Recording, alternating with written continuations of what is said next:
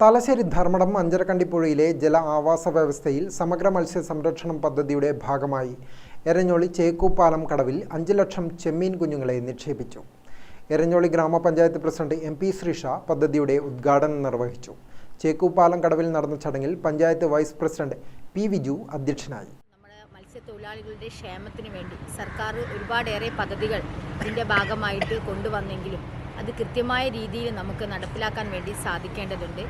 ഗ്രാമപഞ്ചായത്തും പഞ്ചായത്തിൻ്റെ അധീനതയിലുള്ള മത്സ്യത്തൊഴിലാളികളെ സംരക്ഷിക്കാനുള്ള ഒരുപാടേറെ പ്രവർത്തനങ്ങൾ കഴിഞ്ഞ 3 വർഷമായി നടത്തി വരികയാണ്.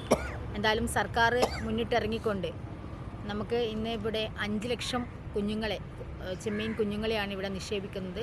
കഴിഞ്ഞ വർഷവും നമുക്ക് നല്ല രീതിയിലുള്ള പ്രവർത്തനങ്ങൾ കഴിഞ്ഞ 2 വർഷങ്ങളായി നമുക്ക് നടത്താൻ വേണ്ടി സാധിച്ചിട്ടുണ്ട്. എന്തായാലും 3 വർഷം ഇത് നടത്തിക്കൊണ്ടുപോകുമ്പോൾ നമുക്ക് അഭിമാനിക്കാം.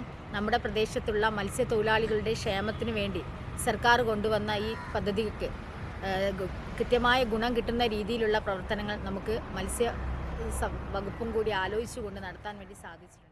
സംസ്ഥാന സർക്കാർ ഫിഷറീസ് വകുപ്പ് മുഖേന നടപ്പിലാക്കുന്ന ത്രൈവാർഷിക പദ്ധതിയായ ധർമ്മടം അഞ്ചരക്കണ്ടി പുഴയിലെ ജല ആവാസ വ്യവസ്ഥയിൽ സമഗ്ര മത്സ്യ സംരക്ഷണത്തിന്റെ ഭാഗമായാണ് 2024-25 വർഷത്തെ മത്സ്യവിത്ത് നിക്ഷേപത്തിന്റെ 5ാം ഘട്ട ഉദ്ഘാടനം എരഞ്ഞോളിയിൽ സംഘടിപ്പിച്ചത്.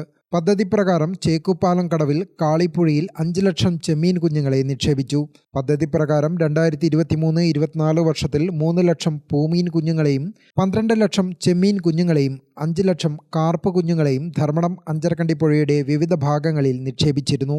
Thalassery fisheries extension officer AK Sangeetha, panchayat ക്ഷേമകാര്യ standing committee chairman K Shaji, panchayat അംഗം M Balan, CK Shakeel, KP Praheed, Thalassery assistant fisheries extension officer Rijul Raj തുടങ്ങിയവർ സംസാരിച്ചു. ഗ്രാമിക ന്യൂസ് തലശ്ശേരി.